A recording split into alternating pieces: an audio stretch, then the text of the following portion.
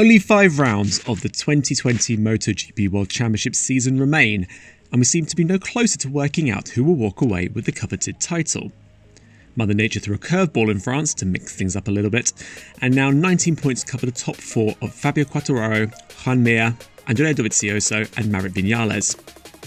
Back-to-back races in Aragon should, in theory, give the picture more clarity, but after 7 winners this season, it really could go any which way.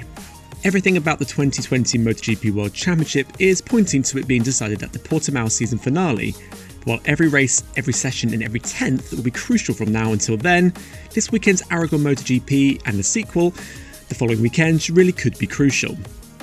In fact, only 3 circuits will determine the final 5 races, so while the Valencia circuit is perhaps a Yamaha circuit, who will be feeling most confident heading for Aragon?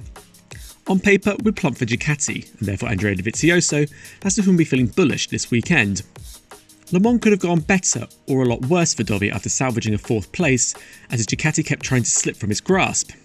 He has a good record at Aragon, finishing second to Marquez the last 2 years, and the Ducati's powerful engine should earn it a few extra hundreds down that long back straight.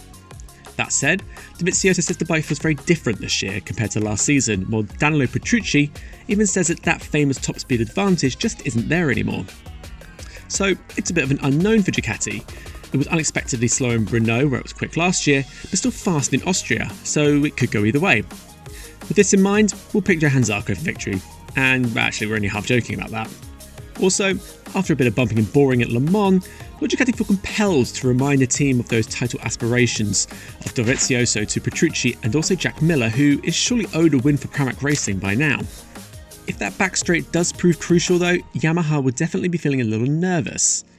Last year its bikes just went backwards as rivals breezed past, the M1 proving as quick as ever in the twisty stuff on Saturday, only to find that's no real good on Sunday when you keep finding bikes on the apex. Fabio Quartararo had a lot to lose on race day in France, but he put in a mature ride to make the best of the hand he was dealt, but Aragon might just stretch the Yamaha's limitations a little further.